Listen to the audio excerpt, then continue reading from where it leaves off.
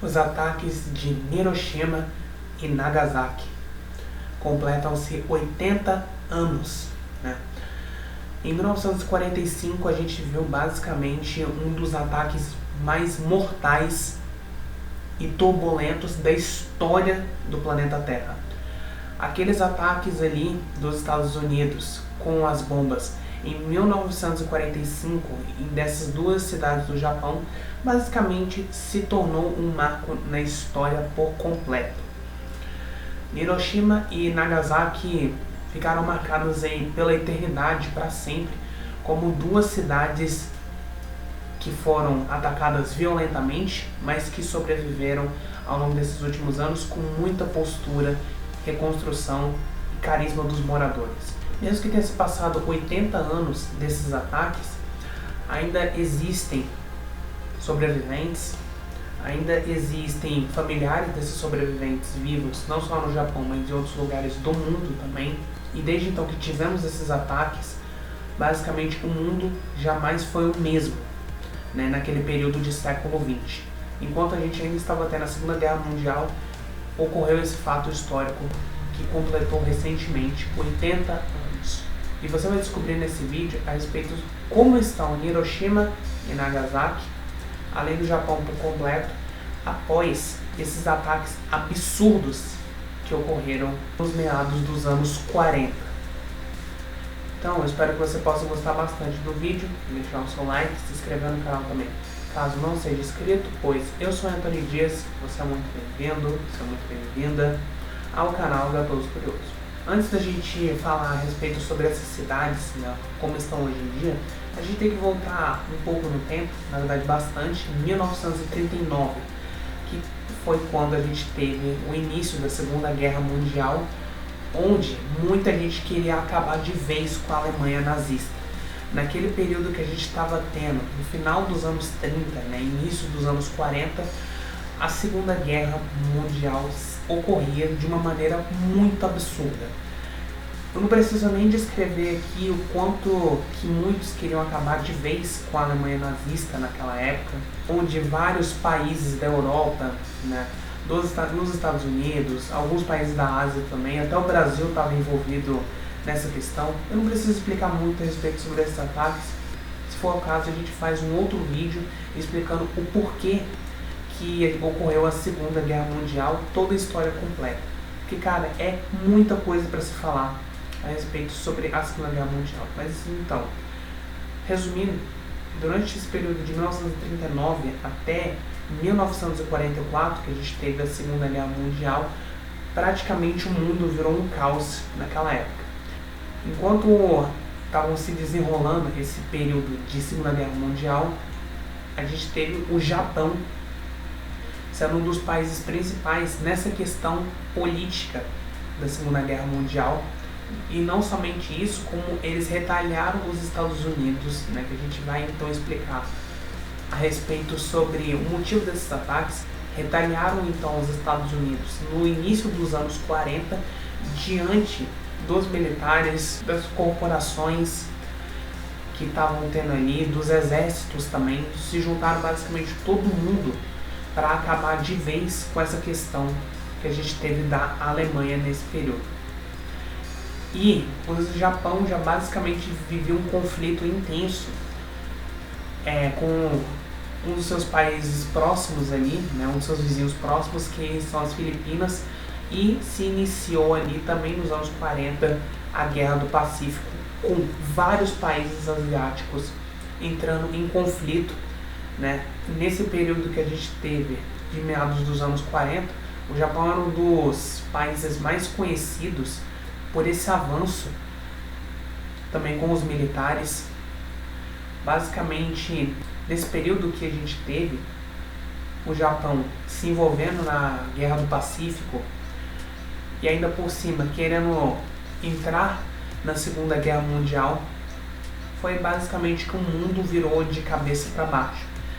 E o planejamento para atacar Hiroshima e Nagasaki em 1945 se iniciou basicamente após esses períodos de retaliação, onde os Estados Unidos estavam sofrendo alguns ataques, né, do Japão por causa desse acúmulo de exércitos para a Segunda Guerra Mundial.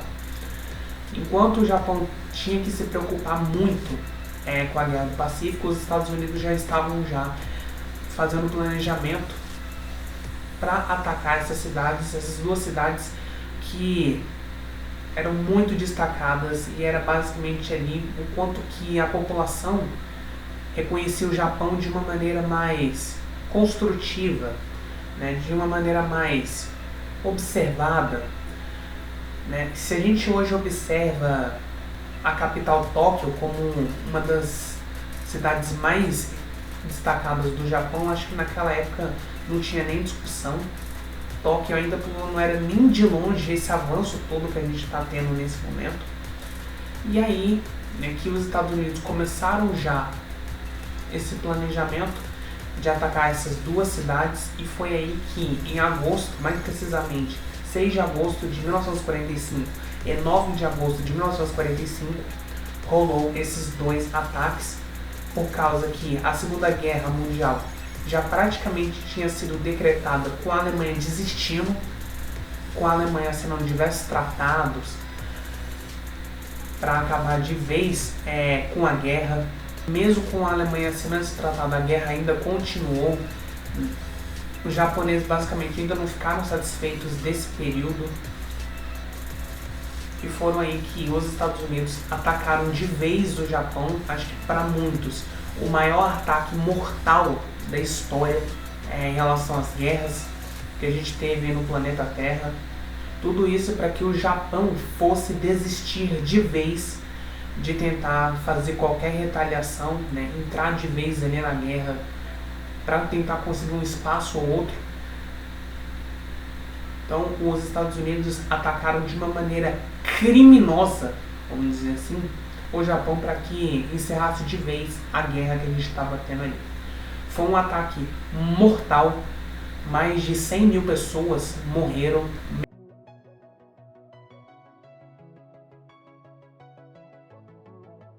Metade delas no primeiro dia desses ataques, muitas cenas assim de tristeza, lamentáveis, com pessoas morrendo em diversos cantos de Hiroshima e Nagasaki, pessoas assim com marcas de radiação, né? Diversas pessoas ali que perderam a vida por causa desse atentado. As duas cidades, né, basicamente ficaram destruídas de vez. Sim, não teve nem sequer 1% ali de território, né, de população também.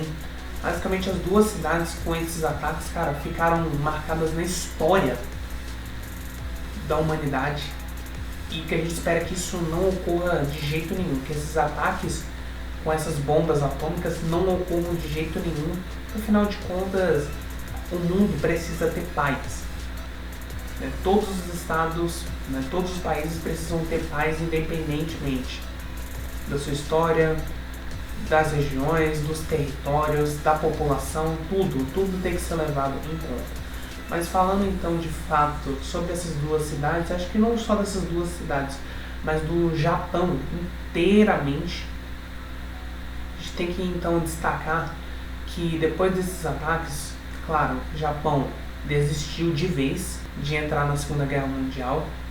Depois de um genocídio como esse daí, de pessoas mortas, de cenas lamentáveis, o Japão então, desde o final dos anos 40 até agora, vem investindo muito para trazer toda a paz, legalidade, responsabilidade, aumentar de vez a reputação, para trazer equilíbrio entre todos os países em geral. E nesse período que a gente teve, né, de 80 anos de ataque, o Japão investiu bastante para reconstruir Hiroshima e Nagasaki, além de outras cidades que foram atacadas aí pelos Estados Unidos. Agora a gente tem estruturas melhores, né, cidades completamente reformadas, né? O Japão de vez investiu muito para trazer esses revestimentos, essas construções muito avançadas, né? O Japão começou a investir também em tecnologia. Tecnologia acho que é um dos temas principais para o Japão, né? Eles são um dos países mais bem desenvolvidos, avançados também, com o índice de desenvolvimento humano sendo um dos maiores.